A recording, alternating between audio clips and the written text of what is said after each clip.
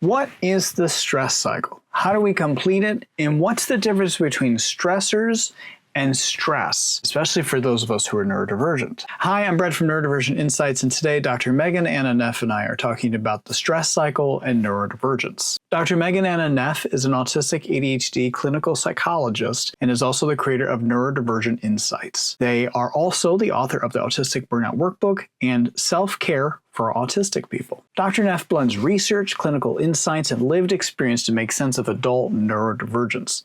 They create clear, compassionate, neurodivergent affirming education for autistic, ADHD, and ADHD adults and the clinicians who support them. Just as on neurodivergentinsights.com, each of our videos here looks to offer practical tools, grounded explanations, and honest conversations about sensory health, burnout, masking, identity, and everyday neurodivergent life, living with ADHD and autism. I started off our conversation today by asking Dr. Neff, what is the stress cycle? So the idea of the stress cycle, it actually goes back, I think it was the late 80s or early 90s from someone named A.Z. Resnick, who is a molecular biophysicist, if I'm saying that correctly.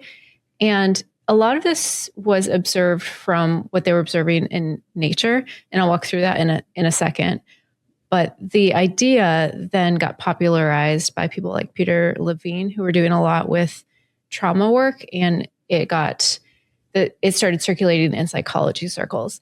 And so that's, I think, where it became really interesting, was the implications for us as humans with the nervous system. The idea of the stress cycle, going back to A.Z. Resnick, is this idea that we have these different phases. So we have kind of our baseline, our grounded self, and some of our baselines are going to be more hyper-aroused than other people's. And so we've got that grounded state, and then we've got that first phase, which A.Z. Resnick called that the tension or the strain phase. And that's when a stressor initially comes into our life. If we think about a deer or an antelope that's in the wild, maybe there is a predator that then comes along in the picture. And so that stressor comes into the picture and that initial tension builds. And then the body is mobilized to act and to respond to the stress. So in that case, the antelope or the deer, they're going to get a lot of, cortisol and adrenaline and different mobilization of their body so that they're able to flee. Same thing for humans. If we were being attacked by a predator, we'd get cortisol, adrenaline, all of the things that help us mobilize to act and to flee or to fight. A.Z. Resnick called that the response phase, I believe. There's different language that people use to describe this. Ideally, the antelope or the deer get away from said predator. And then there is the relief phase. So this is what's really interesting, what they observed in wild. And you can actually search for this on YouTube and find videos where you can see like an antelope or a deer shaking after they've escaped the predator. And that's the releasing of all of that energy that's just been mobilized. It is releasing of that energy and that stress. And part of what that does is that signals to the body, I'm safe now. So I can go back to my baseline.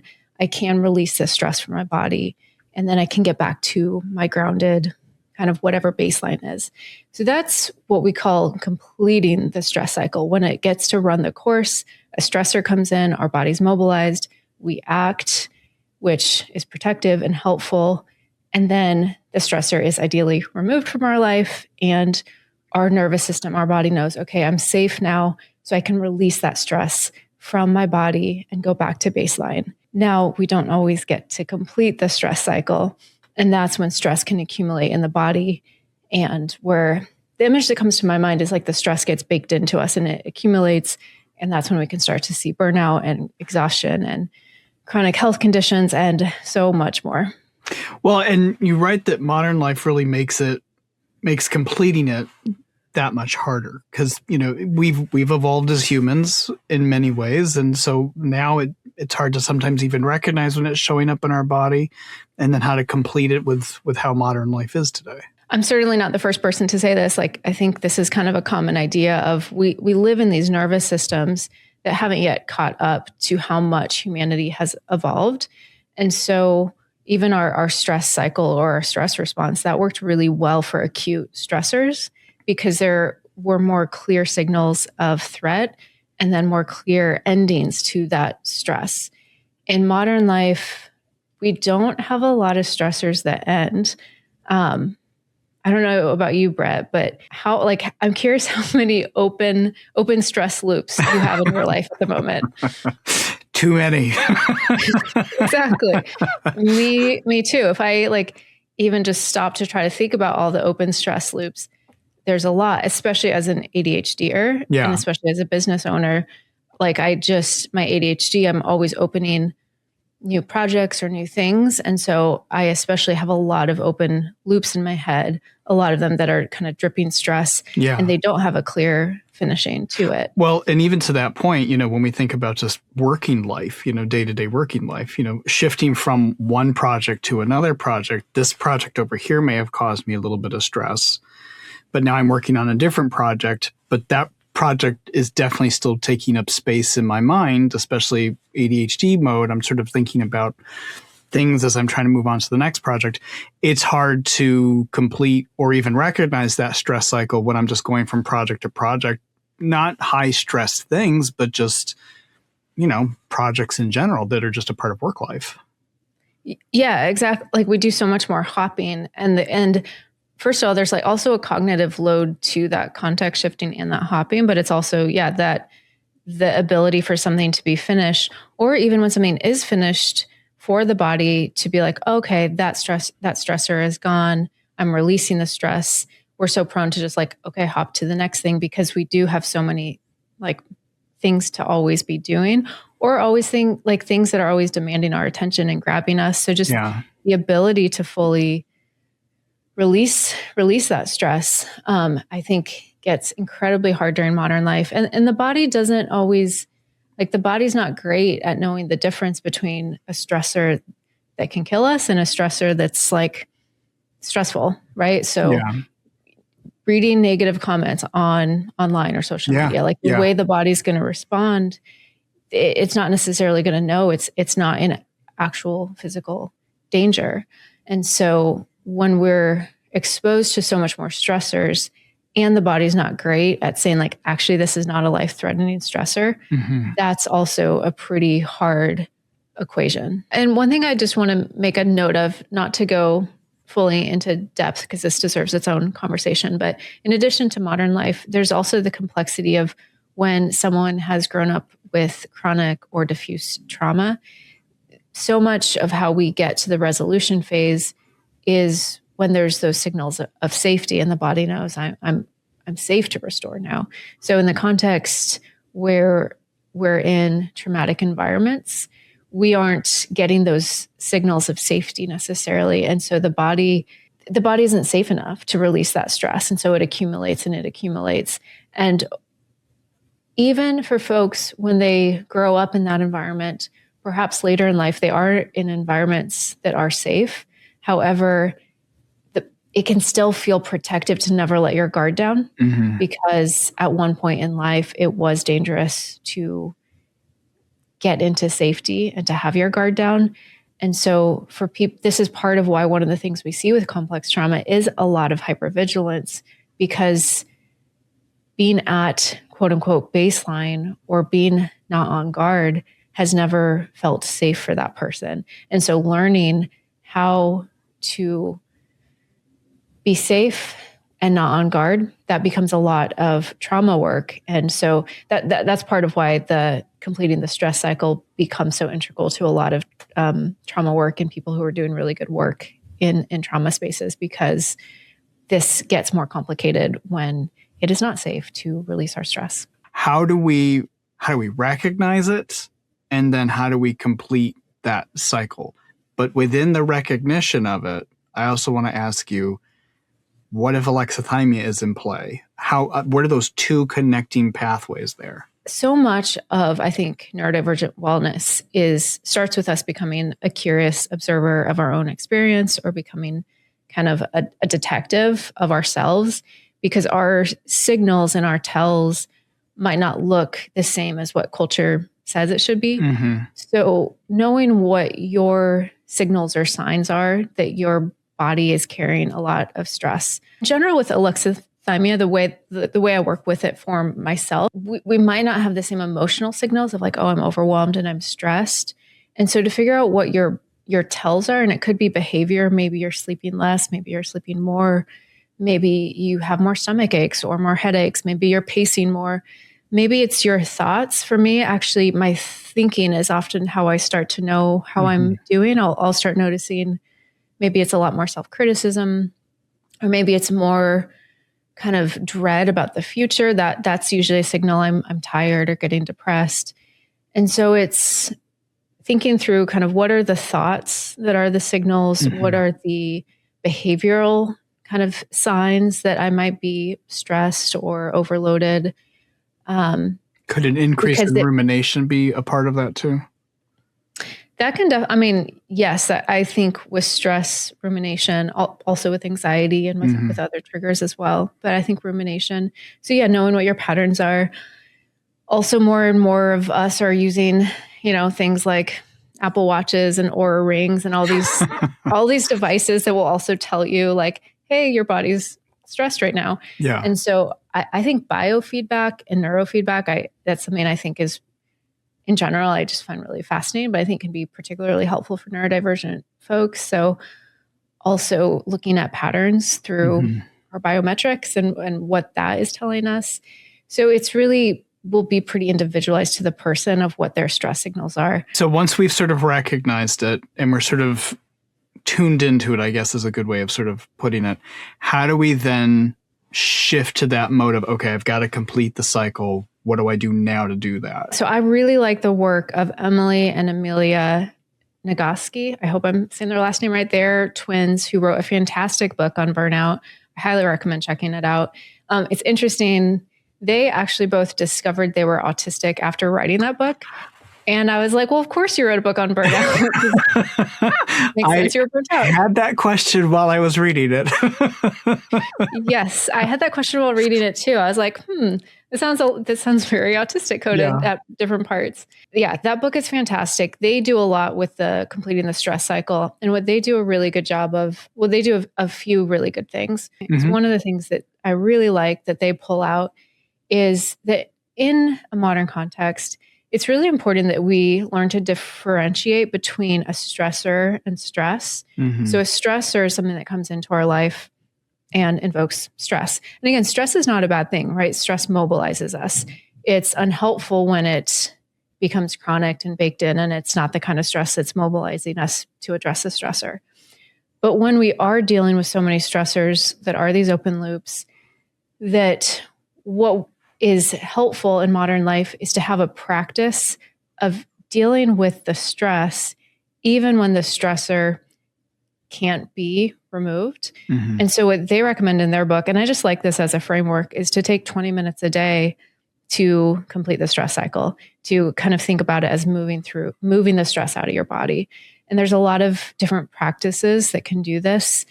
Physical activity is one of the most effective ways to do this. Physical activity is not accessible to all of us. As someone who has lived with chronic pain that's ebbed and flowed throughout the last decade, I've had seasons where it's accessible to me and seasons where it's not.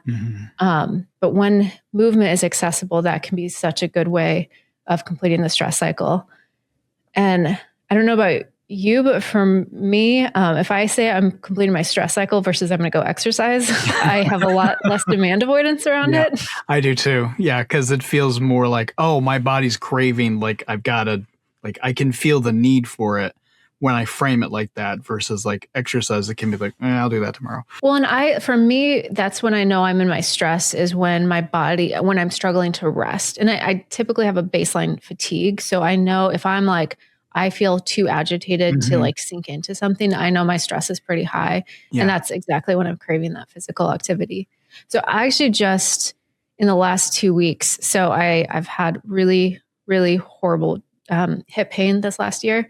And I got my first cortisol shot into my hip joint. And I'm one of the lucky ones who I responded really well to that. So I have been exercising for the first time in a very long time. Wow. And I feel so, so good. And I forgot how amazing movement is for just like my mental health, for my body. I don't take it for granted because movement has been something that has had so much pain for so long for me that it's pretty amazing to be able to have access to pain-free movement What are some other ways that we can complete the stress cycle outside of physical movement? Yeah, especially when physical movement is not accessible to us, a nice alternative is something called progressive muscle relaxation. And that's where we typically we start at our feet and move up to our head. We create tension in the muscles for about 3 to 5 seconds. So you do that in your feet, and then you release it, and then you move to your calves, and you move up. And typically, for most people, what happens is in creating the juxtaposition of tension and then release, is that in that release, you're releasing more tension than you would have if you hadn't first created that juxtaposition. Now, I will say for some people, they have an kind of divergent response to this, where they create tension and they try to release it, and they struggle to. So if that's someone's response, I would say modify this to where you're not creating the tension, you're doing more of a body scan and you're focusing on releasing it. Other things, really anything that helps to activate our parasympathetic nervous system. So that's the rest and digest part of our nervous system, which signals to the body like, hey, you're safe now. The body doesn't activate the things it needs to digest food and to rest unless it feels safe. So things like deep, slow diaphragmatic breathing is one of those things, or breath work. Humor and connection can also be a way, like really genuine connecting laughter. So for me, that looks like going to dark humor. I like dark comedy and comedians who will kind of give me good belly laughs. Connection, social connection. For some people, touch can be, so this is where it's tricky for us, right? Touch and hugs can be a way of activating that parasympathetic and calming down. But for some of us, touch can be alerting and can be a dysregulating experience. I know I use a lot of like weighted blankets, or even right now I've got my weighted warmie here. So I use weight a lot, put a weighted blanket on me. And then I have something called the Sensei. It's a vagal nerve stimulator, and it's vibrations that you put right here. And there's a few on the market that are kind of stimulate the vagus nerve. You also note just a good old fashioned cry can just release a lot of that as well. I think it's my emotional avoidance that I forgot to mention that. I gotcha. Yes, thank you. Thank you for always. Yes, no, I do have a lot of emotional avoidance, but a cry, I would say a good cry in a hot shower, completing of the stress cycle for me. It's kind of funny how that release feeling is so similar after a really good belly laugh that you mentioned and a really good cry. Like the end feeling is exactly the same that I found. For neurodivergent people, that the stress might show up as a shutdown. How do we manage that? So when we think about stress and we think about the nervous system and like the window of tolerance, right? That's our kind of ideal window of when we're able to take in stressors and respond without flipping into one of the stress states. So when we do enter stress, we can either go into a hyperarousal mode, and most of the stress cycle really focuses on that because that's when you want to flee or fight. But another stress response that we can dip into is when we go into more of a shutdown. And so this is often referred to as the freeze mode or sometimes fawn mode, where we become very appeasing to the people around us. So this is a very different stress state. It tends to look more dissociative. It is more, it's like the nervous system is saying, I've taken in too much and I'm just going to kind of shut down what you're taking in. For me, when I am sensory overstimulated, I'm much more likely to go into a shutdown and go hypoarousal than to go hyperarousal. And it took me a long time to realize that is still stress that's in my body that needs to be released. So years ago, before I knew what was happening, I'd often go to usually like a social event. I'd get overstimulated. I'd start low-grade dissociating. I'd feel really foggy. And I'd come home and I would tend to either have strong emotions, like maybe becoming tearful but not understanding why, or I was prone to binge eat, or when I had a problematic relationship with alcohol, that would be a trigger. What I now can see looking back is I was in my stress cycle and I didn't know how to complete it, especially because it was like frozen into me. So now what I do after I have a social event like that is I tend to, when I have access to movement, I'll go on a walk, I'll listen to music, and I'm still working to get that stress out of my body. It's a little bit more gentle. I'm not going to go start doing like a lot of intensity. It's almost like you kind of want to warm up the body, or that's when I might rely more on hot showers or wait, kind of more quiet ways of doing it. But that also can be a way that stress shows up for us, and that still needs to be released from the body, even though it's quieter and it's not as loud. If you'd like to know a little bit more about the stress cycle and more about self-care for autistic people, including a new self-care for autistic people card deck, check out neurodivergentinsights.com for more. You can also check out the workbook about nervous systems, a guide to understanding your nervous system, created by Dr. Anna Neff. Within the workbook, Dr. Neff explores how ADHD and autistic individuals often experience increased nervous system vulnerabilities, including concepts like nervous system rigidity and heart rate variability. Check out that and more in the Nervous System Workbook, available now on neurodivergentinsights.com. And be sure to also sign up for the Neurodivergent Insights newsletter, which you can find out more in the description below. Thanks for watching, and be sure to check out some of the other videos while you're here.